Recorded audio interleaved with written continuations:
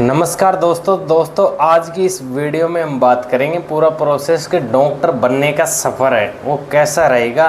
दोस्तों कौन कौन डॉक्टर बन सकता है, क्या क्या एलिजिबिलिटी रहती है, इसमें कितना हमारा पैसा खर्च होता है, आखिरकार में कितने दिनों के बाद में हमें मंजिल प्राप्त हो सकती है।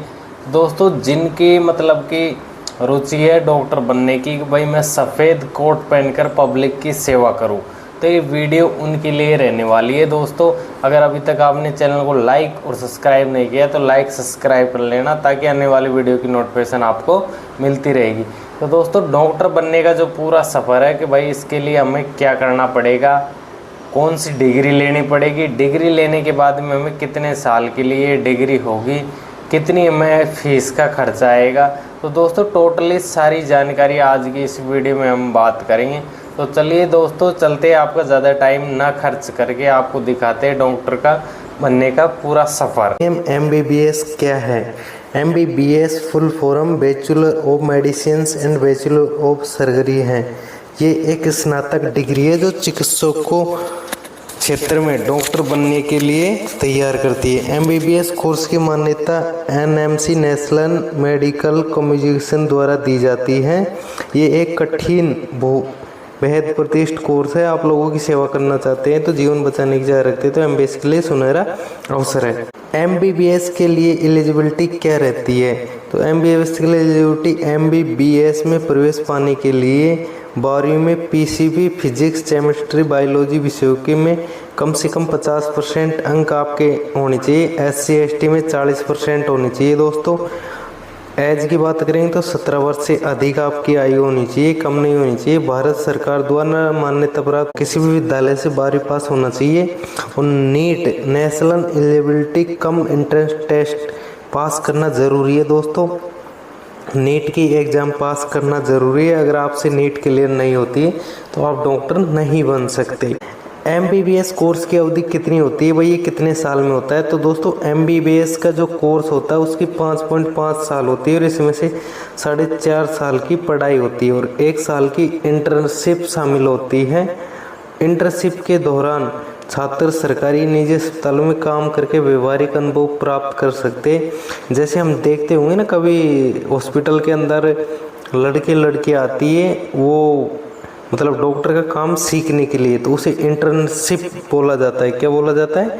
इंटर्नशिप बोला जाता है। दोस्तों वैसे पढ़ाई 4.5 साल की है, 1 साल की इंटर्नशिप है। MBBS में कोर्स में कौन कौन से सब्जेक्ट पढ़ाए जाते हैं? तो दोस्तों एंटीमिया शरीर रचना, फिजिक्स शारीरिक क्रियाएं, बायोकेमिस्ट्री, पैथोलॉजी, पैरामोलॉजी की, microbiology, forensic medicine and community medicine, medicine surgery. तो दोस्तों हर वर्ष अलग अलग सिलेबस होता है। थ्योरी के साथ प्रैक्टिकल और केस स्टडीज पर विशेष ध्यान दिया जाता है। तो दोस्तों इसमें शरीर के सारे अंग आ चुके हैं। MBBS की फीस कितनी होती? सरकारी कॉलेज में 20,000 से लेके 1 लाख सालाना, मतलब कि 1 साल में 20,000 से लेके 1 साल का प्रतिवर्ष का जो कॉलेज की फ़ीस है वो लगती है। प्राइवेट कॉलेजों में 10 लाख से 25 लाख रुपए पूरे कोर्स के लगते हैं। और जो डीमेड यूनिवर्सिटी फॉरेन कॉलेज होती है जो बाहर की, उनमें 30 लाख से 1 करोड़ तक का खर्चा आता है। तो दोस्तों आपको पता होगा कि ये रुपए लगने के बाद में आप डॉक्टर बनते हो। कम से कम अगर आपको एक MBBS की पढ़ाई करनी है तो मिनिमम खर्चा भी दोस्तों 5 साल का आपका खर्चा भी तो कम से कम 1 करोड़ का आपका खर्चा आएगा। कितने का आएगा? 1 करोड़ का आपका टोटल खर्चा बैठेगा इसमें। और दोस्तों इसमें सरकारी कॉलेजों में फ़ीस कम होती है लेकिन प्रवेश कठिन होता है और इसके लिए नीट में उच्च रैंक लाना ज़रूरी है। अगर नीट में आपके उच्च रैंक आ गई, बढ़िया नंबर आ गए, तो आपको सरकारी कॉलेज मिल जाएगी, वरना प्राइवेट कॉलेजों में तो आप फीस भरते रहो। दोस्तों MBBS admission process NEET exam. तो दोस्तों MBBS में एडमिशन के लिए NEET national eligibility entrance test अनिवार्य है। ये परीक्षा हर साल NTA द्वारा आयोजित की जाती है, साल में 2 बार लगती है। एक राष्ट्रीय स्तर की प्रवेश परीक्षा है जो MBBS BDS और अन्य मेडिकल कॉलेजों में प्रवेश के लिए ली जाती है। ये परीक्षा में जो अंक है वो 720 अंक का पेपर होता है। फिजिक्स केमिस्ट्री बायोलॉजी के प्रश्न पूछ जाते हैं। अगर आप MBBS में एडमिशन लेना चाहते हो तो नीट की परीक्षा पास करना ज़रूरी है। दोस्तों इसके बिना आप नीट MBBS में एडमिशन नहीं ले सकते और नीट में भी आप अच्छे रैंकों से पास होना ज़रूरी है।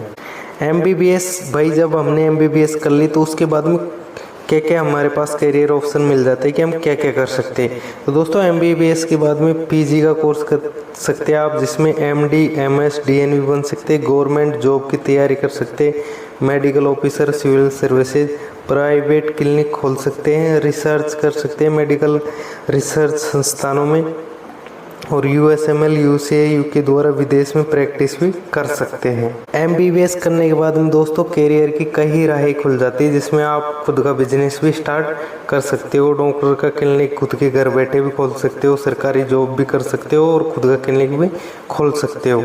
MBBS करने के लिए भाई कि कौन कौन सी कॉलेज है जिनमें हमको एडमिशन मिल सकता है।